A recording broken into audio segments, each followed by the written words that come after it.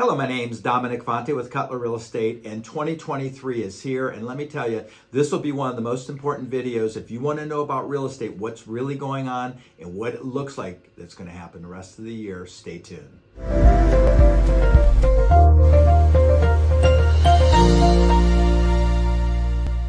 Hey, so here's what's happening. This is really important to know so that you're an informed decision maker and you can share the news with your loved ones, because there's a lot of misinformation out there in the headlines if you don't dig deeper. So this video today is strictly to educate you on what the heck is really going on in real estate.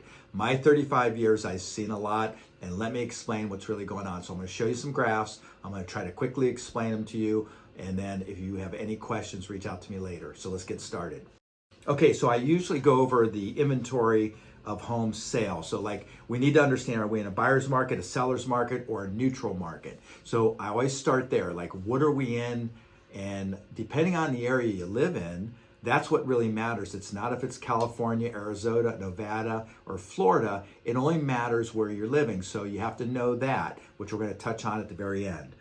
The neutral market is between 6 and 7 months of inventory. What that means is how many homes are on the market, how many buyers are in the market to buy those homes, how many months does it take to absorb that real estate.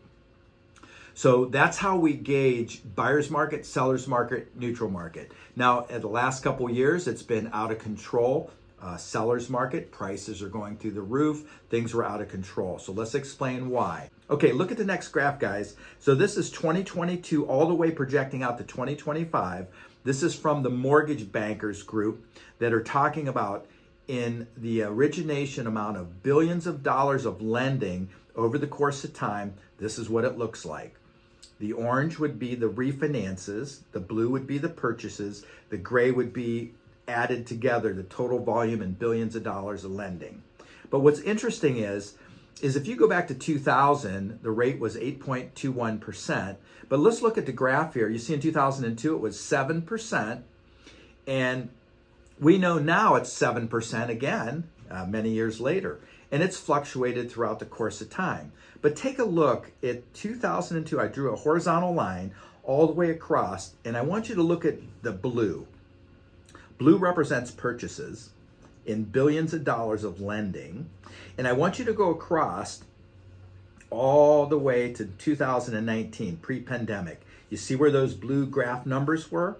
And then we went to 2020, March 15th, they locked down the country. We had the pandemic, and there was a big uptick in activity, and then a super big anomaly in 2021, which is where people were paying way over asking price.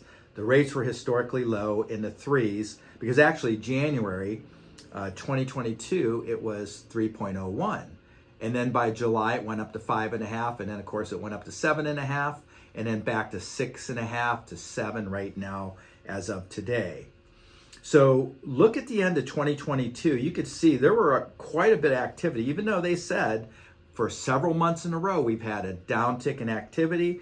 We had a downtick in valuation. But if you put it in perspective, you can still see, compared to over the course of time, it's still a lot of activity. And they're projecting more activity over the next few years, and here's why. You know, we talked about supply and demand. How do we know if it's a buyer's market, a seller's market? And the only way it becomes a buyer's market, because a lot of talk is, do we sit in the sidelines and wait for the rash of foreclosures? Do we sit in the sidelines and wait for the prices to drop? Well, take a look at this next graph where it says from 1965 to 2020, this is the median sales price, kind of the uptick. Now you watch that uptick, there's a few blips where it goes up and down, but overall, if you look at real estate from the beginning that they've been tracking, it's always gradually going up in value. Now, how much does it go up in value? Well, maybe 4%, 4.5% over the course of time, every year appreciation. Now, if you look at 2020, it spiked up, didn't it? And why? Because the rates and the COVID and the shortfall. So there's a shortfall of inventory and a high buyer demand, which prompted the prices to go up 20% appreciation, which we know that's not realistic. So over time, 4.5 is a good number. And so if you buy today, then the prices gradually will go up over the course of time. And the only thing that will fluctuate is the interest rates. Sometimes they go down, sometimes they go up. But look at the buyer demand coming up over the next 12 years. So take a look at the demographics here. Population estimate. Here we go. So the silent, which is the elderly, which would be our parents, grandparents, the baby boomers make up 69 million of the population, which are ranging from 60 to 76, which eventually they're going to want to downsize to a one-floor plan. Then you have the yellow, which is called Gen X. They're 44 to 56, 65 million.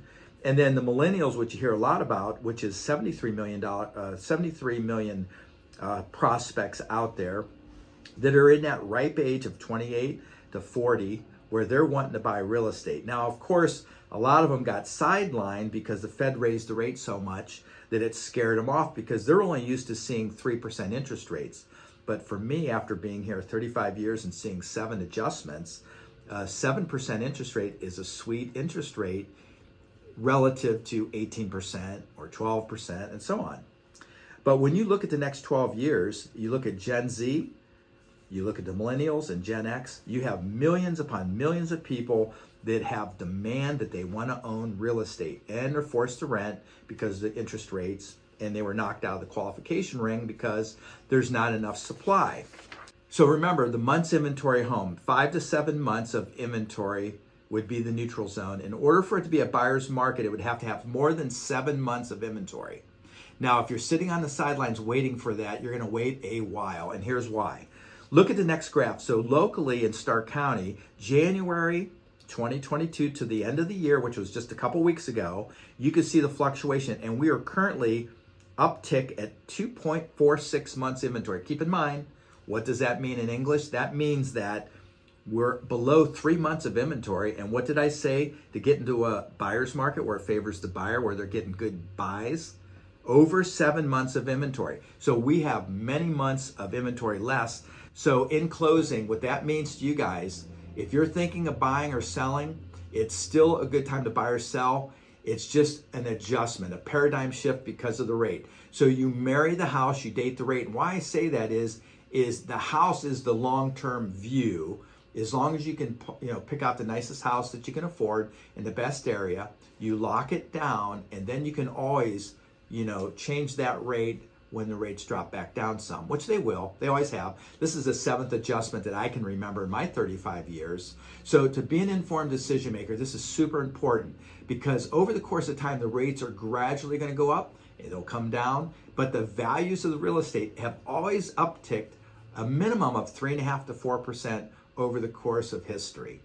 So I hope this was informative to you. If you have any questions you'd like to call or text, call me at 330-418-1535, 418-1535. Send me an email at Dominic@DominicFonte.com. Or if you want to see my more than 400 5-star reviews to see what you'll experience working with me and my team, we always put your needs first. Go to DominicFonte.com.